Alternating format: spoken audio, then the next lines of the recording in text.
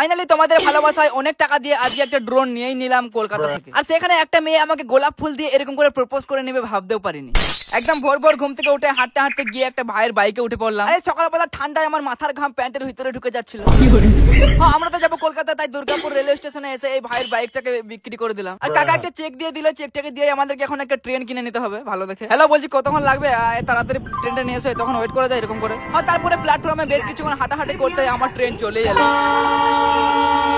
ট্রেনে উঠে প্রথমে নিয়ে নিলাম একটা সিঙ্গাড়া আর একটা চপ, তার সঙ্গে সরষে বাটা দিয়ে। ও মাই গড, ছাড়িয়ে দিলাম।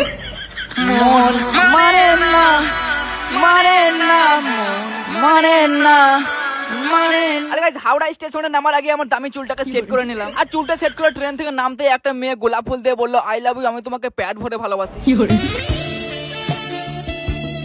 বাপের জন্ম এই প্রথমবার আমাকে কোনো মেয়ে গোলাপ ফুল দিল, তাও আবার লাস্টে বলছে ওটা 20 টাকা দাম, তাড়াতাড়ি টাকা দাও। সে প্রথমেই তো বলতে পারতো আমি ফুল বিক্রি করি। সারা জীবনে কোনো মেয়ের কাছ থেকে ফুল নেবো না। যাই হোক, মেট্রো স্টেশনে এসে একটা টিকিট কেটে নিলাম। ও বাবারে, মাটির তলায় এত ভিড়, কি আর করবো, কোনো রকমের ঠেলাঠেলি করে ট্রেনের মধ্যে ঢুকে গেলাম। তারপর গঙ্গার নিচে দিয়ে গিয়ে পৌঁছে গেলাম আমরা ধর্মতলা। আর গাইস, তোমাদের সঙ্গে হালকা করে কচি করে একটা প্র্যাঙ্ক করেছি। আসলে আমি কোনো ড্রোন কিনতে আসিনি, আমার সঙ্গে যে আরেকজন আছে তারই কাজ ছিল। আর হালকা করে ভিডিও করার জন্য মিছিমিছি একটা দোকানে ঢুকে ড্রোন গুলো ঘাটাঘাটি করেছিলাম।